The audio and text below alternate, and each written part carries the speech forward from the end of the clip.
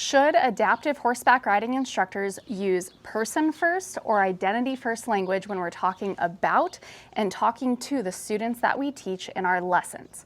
I want to go ahead and break down this really important topic as it applies to adaptive, or also called therapeutic, horseback riding instructors, so we can better understand how to professionally and respectfully communicate not only to the students that we serve, but also all of the other people that we might encounter during our time as adaptive horseback riding instructors.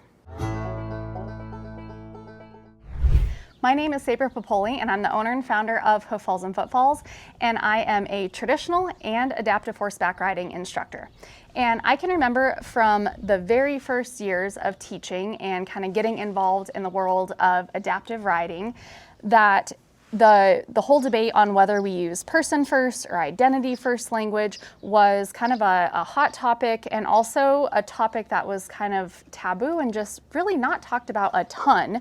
So I want to take a few minutes to really dig into this topic so that we can better understand what is considered best practice professionally as it stands right now, because this topic is something that does kind of grow and evolve over time as our culture grows and changes.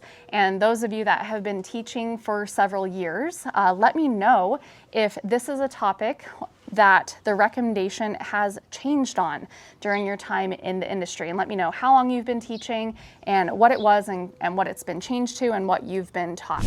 Let's start by defining our terms here so we're all on the same page. So person-first language is when we use the person's name or identify them as a student or a human first, and then mention their disability or diagnosis or condition. So for example, I might say that I teach students with autism, or that student has autism, or Sally has Down syndrome. So we're leading with that person's name first, or the student first, and then they have, and then ADHD, or whatever their condition or diagnosis is. When we get into identity first language, this is where we are going to be leading off with their disability or diagnosis or condition first, and then if they're a student, or their name. So opposite phrasing of that would be my autistic student. Another little nuance that kind of falls in here as well would be that my student has ADHD or has autism versus my student is autistic. So have and is different verbs that are involved with person first and identity first language. So when you might hear these different phrasings, person-first language is usually used by somebody who is talking about or addressing someone that they are working with or not necessarily related to, or you don't know them very well, and it's kind of that beginning relationship with that person. But in our case, it would be that professional relationship between an instructor and a student. Identity-first language used to be heavily discouraged when I first started teaching. So saying that, oh yeah, that's my autistic student that I teach. But there's actually been a shift with some of the communities, specifically the autism community, the deaf community, and the blind community, of where they actually, some of them, prefer to use this identity first language personally, and also have others use identity first language when they're talking about or talking with that specific person. Since there has been a shift in the cultural norms and the cultural expectations when it comes to person first and identity first language, what are we supposed to do as instructors? So I'm going to go ahead and give you my professional opinion and professional recommendation on this, why that's my recommendation, and just some things to think about when we are interacting with other instructors who may not know how to use this language or what language to use and what we can do about it. So professionally, I would recommend that as instructors, we should use person-first language to start off with, and that should kind of be our default. And my why behind that is because, first of all, they are a human first, and they are that person first. And that's how I'm going to recognize them, is they're a human first, and then they just happen to have a disability or a diagnosis or a condition.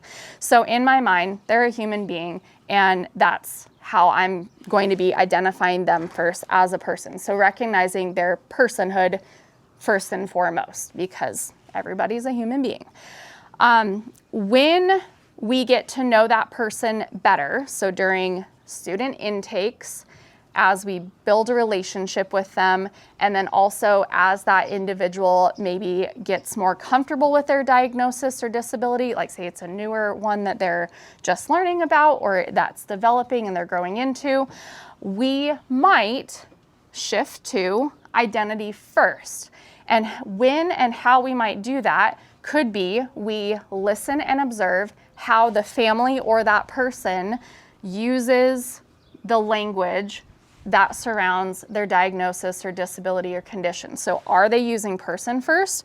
Are they using identity first? What are they doing? So during intakes, that is like that first moment where I'm going to be listening to how that family or that individual talks about their diagnosis. That is going to kind of get my ears going.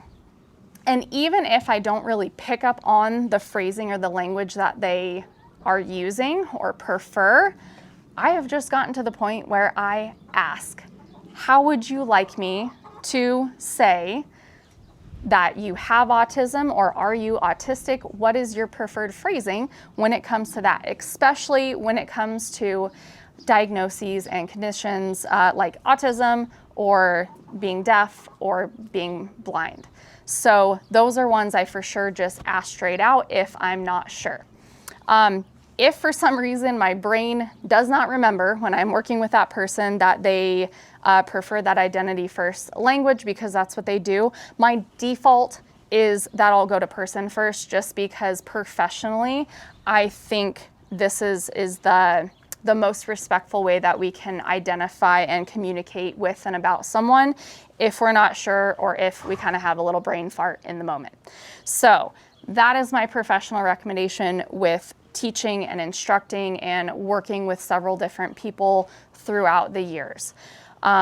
This is something, again, like I mentioned, it might grow and change as our culture grows and changes. So we need to be ready to adapt and adjust. And on the professional side, and also on the student and family side, if you are a person who has a disability or a diagnosis or a condition, we need to give grace and understanding and assume the best of a person, no matter what type of language that they use. So assume good intentions from that person, no matter if they lead with that person first or identity first. Give grace, give understanding, and just be open and communicate and have a conversation about this phrasing and this language. So as an instructor, what do you do if you hear an instructor that has been teaching forever, or maybe they're from a different country, or maybe a different age range than you, or they're completely new in our adaptive or therapeutic riding world, and they are using identity first language. So, oh, that's my autistic student, or that's my student with Downs, or something that you're not quite sure if that is the most professional way we should go about it. And you also agree that we should be leading professionally with person first language until we know otherwise. Well, first and foremost, we should lead by example. So you use the phrasing that you want to be happening around your barn and around the office when you're talking about and talking with the students that you are teaching. And then the other thing that you can do too is pull that instructor aside, have a private, kind, understanding conversation. Don't jump down their throat about it. Don't accuse them of being demeaning or disrespectful. Again, go in with grace and understanding and kindness. And just have this conversation with them and break down the different phrasing, because that might be something too, if people have heard person first or herd identity first, but they really don't know the different phrasing that comes with it and what each one is. I'm comfortable talking about it and can do the phrasing fairly easily without thinking about it much, just because I've been doing this quite a while. But that's a skill that takes practice and something that someone else may not have been aware of, and it's something newer that their brain is trying to absorb and understand and put into practice. So be understanding. So I would love to hear from you if you are an adaptive horseback riding instructor. Are you here in the United States? Are you an instructor that is somewhere else in the globe? What type of phrasing were you taught? What type of phrasing do you professionally use when you're communicating with or talking about the students that you are teaching? Is it something that's changed? What are your thoughts on this topic? How do you address other instructors or even volunteers? That's a conversation we sometimes have to have with our volunteers, is person first versus identity first. How do you have that conversation with somebody? I'd love to hear from you. So down in the comments below, wherever you're listening or watching from, I would love to hear from you on your thoughts on this topic. Let's not make it something that's taboo. Let's have more open discussion about person first and identity first phrasing and what we can do as instructors to respectfully and professionally communicate with our students. Make sure you like and subscribe and follow to the Hoof Falls and Footfalls social media and YouTube and podcast platforms so that you get notified when I put out new educational content like this. And you have a super important job as a fellow instructor to help share and like and comment on content like this so that you can help push out this education to other fellow instructors around the globe.